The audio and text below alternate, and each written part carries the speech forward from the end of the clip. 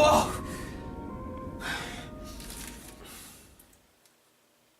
I am never eating shrooms again.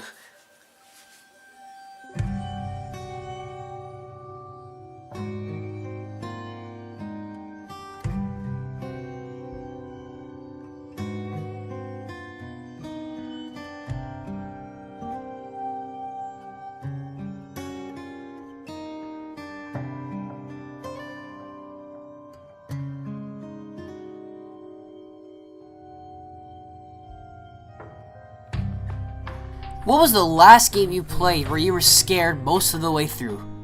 I mean, besides PC indie titles like Outlast, Slenderman, or Amnesia. And I'm not talking about scary moments. I mean when most of the game is a horrifying experience. The last game in most people's memories, including mine, is Resident Evil 4, which is one of the most stressful, horrific, and best game experiences you could possibly come across. Dedicated Resident Evil fans like myself haven't been particularly pleased with the recent entries in the Resident Evil series. For almost a whole decade, we've been searching for a survival horror title where we faced our fears and looked them in their eyes instead of hiding in closets and under beds. Shinji Mikami, the director of the original and the fourth installment in the Resident Evil franchise, is now back with the promise of a game that stays true to real survival horror. His attempt to keep this genre alive is The Evil Within, which was worked on by Tango Gameworks and published by Bethesda. And while its visuals and some of his gameplay mechanics may be stuck in the past, The Evil Within is a nightmare you won't soon forget.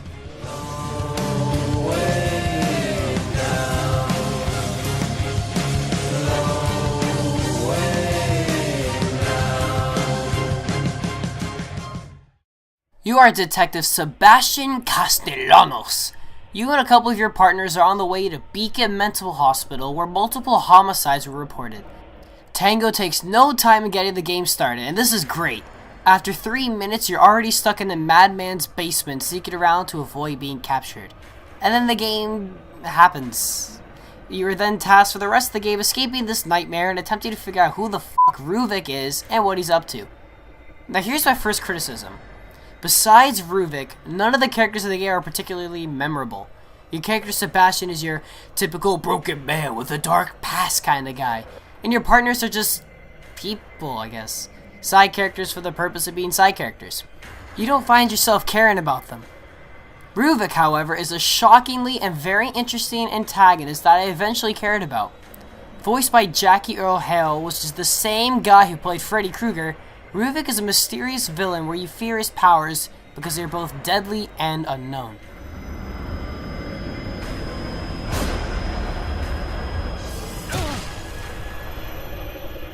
I found myself wanting to know more about Ruvik as the game progressed. The story doesn't really go anywhere up until the end, and the ending I can't imagine would satisfy most players, but you know what, I sure enjoyed it. The voice acting and the writing of the game are both reminiscent of the Resident Evil series. The voice acting is on par, while the writing resembles a B-movie horror. I actually dropped my jaw when Sebastian said this 4 hours in the game. Look, let's just get out of here. There's something wrong with this place. Yeah, no fucking shit something's wrong with this place. I mean, I didn't notice the man with the axe, the multiple-armed grudge girl, the giant beast stalking me in the hallways. Yeah, thanks for the info. Perhaps the most important question is this game scary? And I'm here to tell you that yes it is. The lighting in the game is some of the best in recent games. The colors are surprisingly varied and eye-catching for a horror title. The sound design is top-notch and the enemy design is as creepy as it gets. The game style is a mix of Silent Hill and a mix of telepathy-like powers and events. The pacing mixed with the location variety is superb, and there are very few jump scares. There are moments when you're walking down a hallway not knowing what's through the door, moments when you're sneaking past incredibly overpowered enemies, and moments where you're killing all the monsters in sight. Locations change often. You sneak through the woods, strut through a mental hospital, approach a church in broad daylight, sneak through the church, and just creepy rusty hallways. And while the second third of the game in particular didn't really keep me on my toes, the first and the last chapters of the game really provide a horror experience that couldn't be matched anywhere in my recent memory. Although the game doesn't have the world's greatest textures and most of the time looks like a last-gen game, aesthetically, it's beautiful. Oh, and this game is disgusting. If you thought getting your head chopped off in Resident Evil 4 was gruesome, just check out some of these deaths.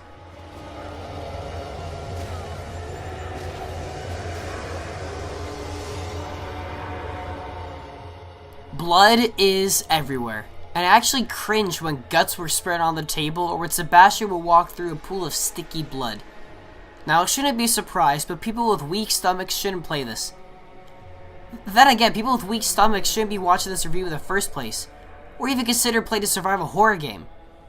Now, there's one thing that caught me off guard. It's this. When I first played the game, I shouted, "Why the f*** is this game in letterbox format?"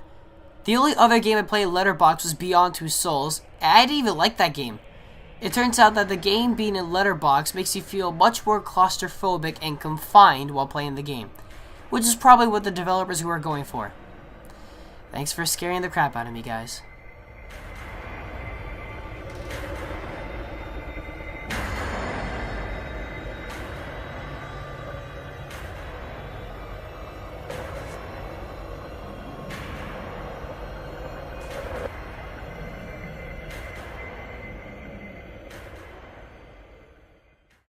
For those of you watching this thinking that because you play indie horror games, you're an expert at these types of video games, then you are gladly mistaken.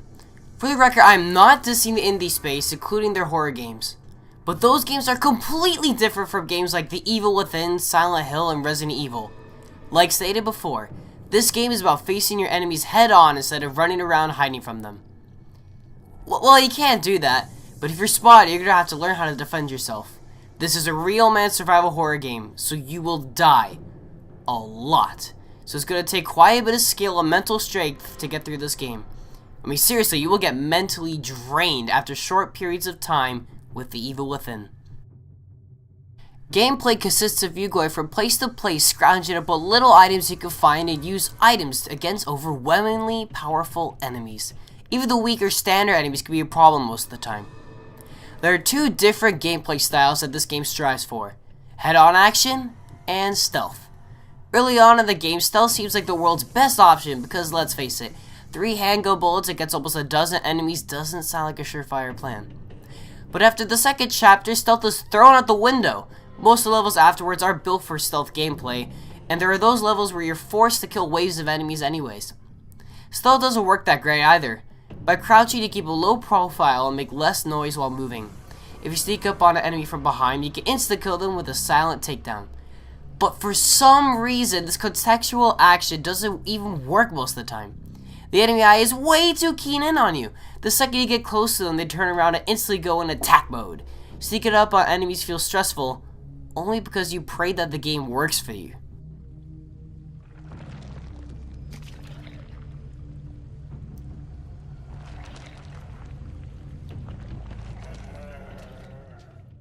It's good to note though that the action is strong in this game, very reminiscent of Resident Evil 4. You start the game off with a standard pistol, shortly moving on to shotguns and even sniper rifles. Ammo though is scarce, like worse than it is in The Last of Us for those of you who played it. Aiming and shooting feels older, if that makes sense.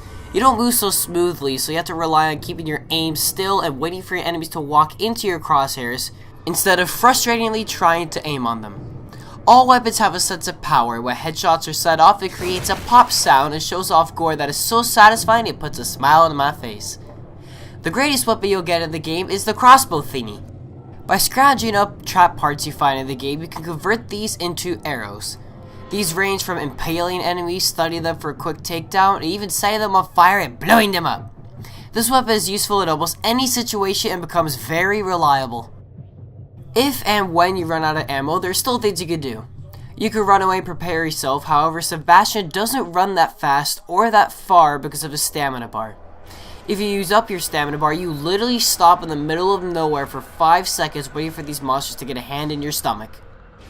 You can throw grenades, lure enemies into traps, or even melee them if you have to. You can also pick up enemy items like axes and torches. These are one-time use weapons that instantly kill your opponent and are truly useful. It's important to note though that enemies don't stay dead. Unless their heads are gone, there are chances that enemies can get back and attack. To avoid this, you have to use your limited amount of matches to burn their bodies while they're down. It creates strategy to the game that really enhances the fact that you are never safe. All these criticisms may seem like The Evil Within has some stupid design choices. And while it does, some of these elements help craft amazing moments. I can't even think of the last time I have been so stressed out playing a game for more than 5 minutes. With overwhelming odds and serious disability stacked on top of you, the game asks you to think quickly and often. My number one piece of advice: you will not survive this game for long if you are not able to keep a cool head. Keeping a cool, fresh mind allows you to analyze the situations you're in, and it helps prevent the game from stressing you out, which is ultimately the game's goal. Getting through levels is satisfying and leaves me mentally exhausted.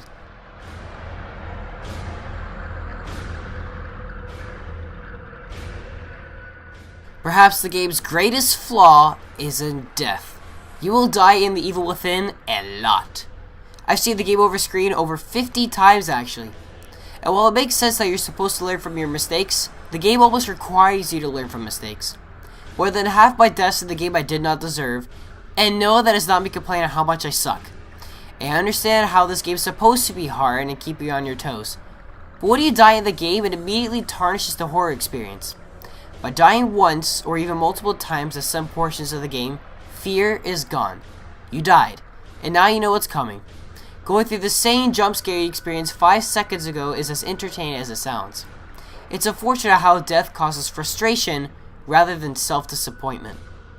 Throughout the game, you'll find jars of green, delicious brain juice that is used at the game's hub, where you send to every now and then to upgrade your abilities like faster reloading, extra health, and more precise aiming.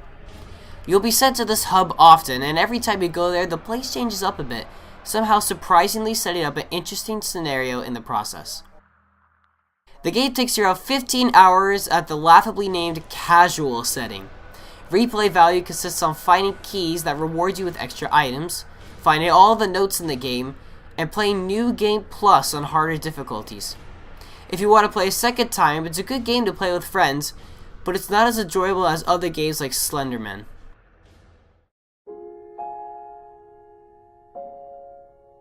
The Evil Within has accomplished its greatest mission, bringing back survival horror to its roots, almost acting like a spiritual successor to Resident Evil 4. However, it's not without its flaws. Bad use of death, unused stealth mechanics, and a simple story prevent the game from being evolutionary. This doesn't stop the game from being one of the most stressful and horrifying games I've played in recent memory. I'd recommend this game only to those who are willing enough to put up a fight. Most people can't even take it. I mean, for starters, only 50% of people who've purchased this game, they didn't even pass the 3rd out of 15 chapters in the game. Like, that's ridiculous! It just goes to show that not everyone's gonna make it out alive.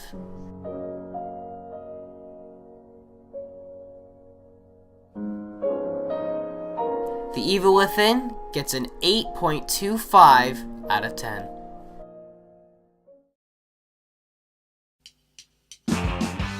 Thank you for watching Bathroom Gamers. If you haven't already, be sure to like the video, subscribe to our channel, and let us know what you think of The Evil Within in the comments below, regardless of whether you played it or not. This coming Sunday, expect to see a review on the original Bayonetta to commemorate the release of a sequel a couple days ago. And on November 9th, be on the lookout for the review for Call of Duty Advanced Warfare. Those of you looking forward to the World at War review might need to just wait a little longer. Happy Halloween, guys. Thank you for watching, and stay fresh.